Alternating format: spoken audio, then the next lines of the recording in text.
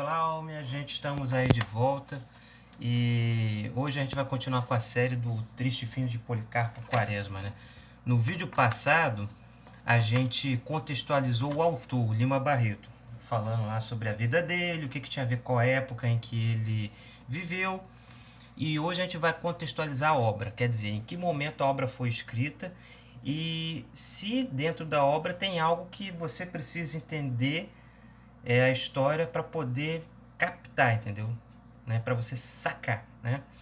E aí vamos lá, para a gente entender essa história do Policarpo Quaresma, antes a gente tem que entender um bocado a história da Primeira República Brasileira. Você lembra que a gente falou no primeiro vídeo que a Primeira República, ou República Velha, é aquele momento lá de 1889 da proclamação até 1930, quando você tem a Revolução de 30, né? Getúlio Vargas chega ao poder. Então, esse momento todo aí, ele não foi homogêneo, não foi a mesma coisa o momento todo, entendeu? Teve várias fases aí diferenciadas. Primeiro, de 1889 a 1894, a gente tem um período que a gente chama de República da Espada. Por que República da Espada, ministro? Porque foi um momento que os militares, principalmente do Exército, eles estavam impostos aí de comando dentro da República Brasileira, né? Lembrando que quem proclamou a República foi o Marechal Deodoro da Fonseca, né? E aí o governo provisório lá estava decidindo como ia ser a Constituição do Brasil, e nisso eles criaram a Constituição em 1891, dizendo que o presidente e o vice-presidente eles deviam ficar no mandato por 4 anos, né? E aí o que acontece é o seguinte: o primeiro presidente foi indicado pelos deputados, pelo Congresso, né? E não foi eleito pelo povo. E o primeiro presidente eleito foi o Deodoro da Fonseca, certo? O vice dele era o Floriano Peixoto. Os dois eram marechais, tá, gente? Eles tinham atuado lá na Guerra do Paraguai, lá atrás. E aí o Deodoro, ele tenta conter a crise política, né? Ele tenta conter a crise econômica, mas ele não consegue. E aí ele fica tentando mandar leis para o Congresso, né? Ele quer assim mandar mais do que um Congresso, mais do que a função dele como presidente. Ele já tinha esse ideal meio monarquista, ele era a favor da monarquia. Ele só proclamou a república porque ele achou que os militares do exército tinham sido, né, humilhados pelo imperador, né? E aí ele fica nessa crise aí, não consegue conter a crise da economia, não consegue editar as leis direito, a imprensa começa a criticar ele, ele fecha o Congresso, né? Aí ele tenta ensaiar uma ditadurazinha porque ele acha que mais poder na mão dele resolve as coisas. Aí todo mundo ataca ele, o vice dele, o Floriano Peixoto, que não é bobo nem nada, ele começa a costurar uns acordos aí com alguns oficiais, com a imprensa, o povão, né? O povão gostava um pouco mais do Floriano. E aí os deputados ficam contra ele, e são os deputados que representavam a elite do Brasil na época, que eram quem? Os fazendeiros, né? O principal produto do Brasil, que era exportado para o exterior, era o café, né? E aí você agora tem o pessoal da lavoura de café contra você, a imprensa contra você, o seu vice maquinando aí a tua saída, né? Os oficiais do exército aí, a maioria deles jovens oficiais contra você também. Não, o Deodoro decidiu renunciar. Aí o vice assumiu. Só que, olha aí, presta atenção, essa é uma novela cheia de reviravoltas, hein? Só que a Constituição de 1891 dizia que se o presidente renuncia, o vice só pode ficar 2 anos no mandato, ele não pode ficar os outros 4 anos no mandato.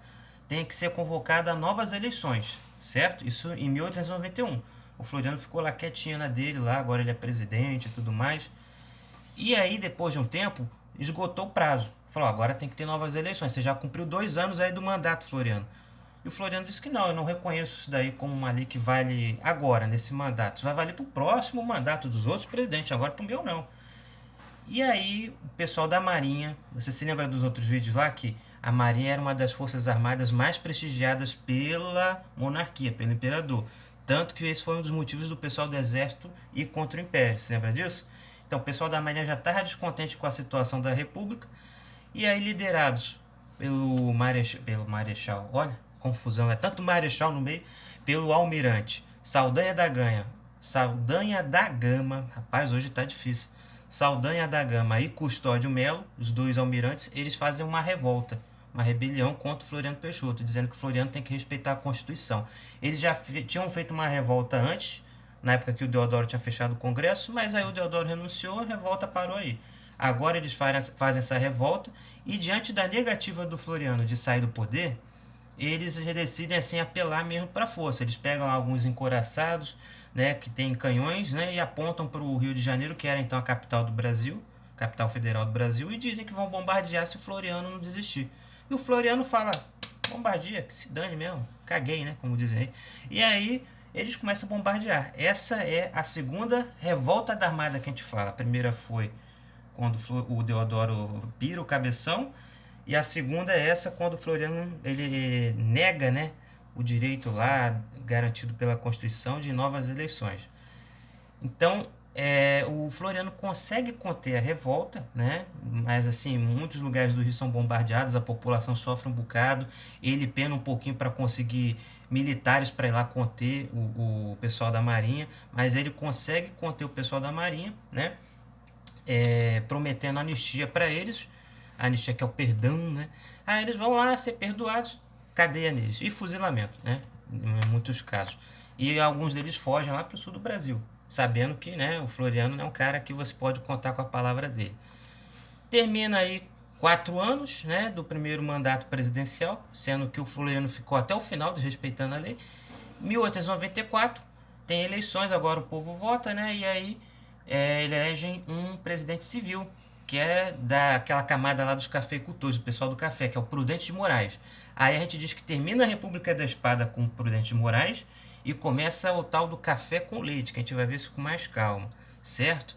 Então, por que eu estou falando disso? Se o Triste Fim de Policarpo Quaresma não foi publicado durante a República da Espada, ele foi publicado em 1911 como um folhetim. O que era o folhetim? Vamos lá. O folhetim era o seguinte: antigamente era muito caro você conseguir publicar um livro, porque não tinham editoras no Brasil, as editoras eram em Portugal. Então, cara, para mandar o seu original lá para ser publicado e pagar para ele voltar né, no navio para cá, era muito caro. Só quem tinha cacife, né? Então, o Lima Barreto e vários outros artistas começaram a publicar seus livros em capítulos, né, na imprensa. Então, hoje, domingo, hoje tem o primeiro capítulo do livro Triste Fim de Policarpo Quaresma, vai estar lá no primeiro capítulozinho.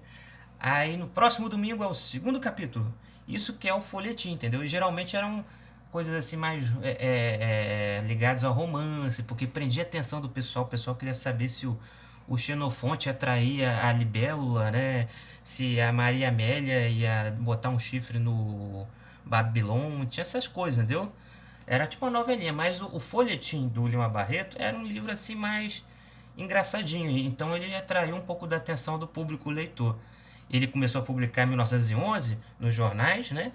Num jornal em específico, e aí em 1915 ele consegue o dinheiro para publicar em livro, né? Uma edição aí meio limitada e tal, porque afinal era caro, né, meu?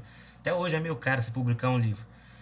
E aí o que acontece? Bem, por que a gente está falando da República da Espada? É porque a história do Policarpo Quaresma, do protagonista do livro, ela se passa durante a República da Espada, entendeu? Essa história toda que eu contei para vocês, do Deodoro até o Floriano, é o pano de fundo da história do livro. E tá, eu contextualizei, então dá para se entender agora a história do livro, como é que se passa esses acontecimentos? Dá, mas deixa eu contextualizar mais um pouquinho aqui com vocês, né? Poxa, a iluminação aqui tá show, hein? Ó. Por que o Lima Barreto decidiu fazer um livro sobre a República da Espada no meio da República do Café com Leite? É o que? Era saudades que ele estava sentindo daquele momento? Ou era uma crítica? Pois bem, o que acontece? Durante a década de 1910, logo no começo da década de 1910, tem eleições, e aí o Marechal Hermes da Fonseca, sobrinho do Deodoro, você lembra do Deodoro? Marechal Hermes da Fonseca, ele se candidata à presidência. E aí do outro lado você tem o advogado e bacharel, e diplomata e um estudioso aí das línguas, né, latinas e tudo mais, Rui Barbosa, né? E aí a disputa fica entre um militar e um civil. E o pessoal da campanha do Rui Barbosa puxa muito na memória dos eleitores um momento que foi a República da Espada, que é um momento de autoritarismo, turbulência, o Rio de Janeiro sendo bombardeado, revolta da Armada e tal. mas mesmo assim o Hermes da Fonseca ganha. Então a gente diz que nesse momento aí, o governo do Hermes da Fonseca foi meio que uma inflexão, foi meio que uma quebra. Uma quebra, mas não foi uma quebra muito profunda. Com café com leite, porque você não tem mais alguém de São Paulo e Minas no poder, não tem alguém que representa a elite de São Paulo e Minas, as duas maiores elites do Brasil na época. Você tem alguém que representa o exército, né? E tem toda essa aura sobre os militares, sobre o exército, a república. E o momento aí do Hermes da Fonseca também é um momento meio complicado, porque essas elites não aceitam isso muito assim, de forma muito amistosa. E começam vários conflitos aí pelo Brasil. Talvez o Lima Barreto ele tenha escolhido publicar o livro, lembrando o momento lá da República da Espada, como uma crítica, né? Para dizendo, olha, você lembra o que aconteceu quando ficou na mão dos militares e tal, quando ficou na mão do tio desse cara, a República? Então talvez seja uma crítica, porque a gente vai ficar lendo aí interpretando o livro ao longo dos vídeos, vocês vão ver a visão do Lima Barreto como é que ela é muito ácida sobre a república, os militares, os políticos em si, o brasileiro em si.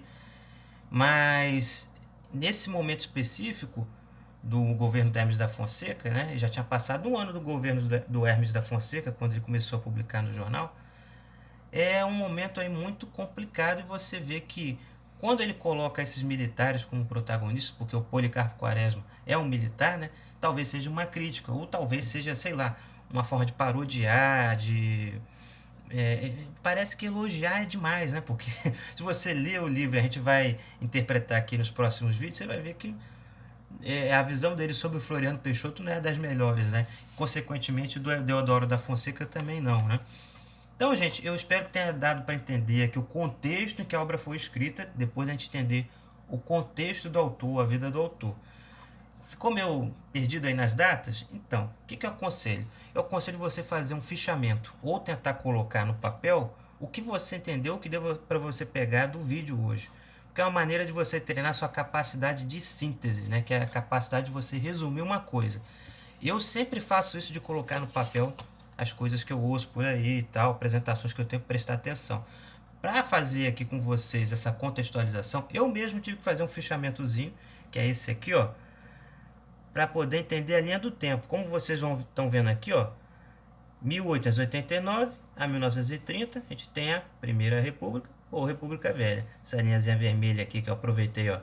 E aí, esse primeiro período aqui, ó, de 1889 a 1894, a República da Espada. Dentro da República da Espada, olha a setinha aqui, ó. Primeira Revolta da Armada, Segunda Revolta da Armada. Entendeu? Não dá para colocar tudo aqui, né, gente? Como é que vai caber, né?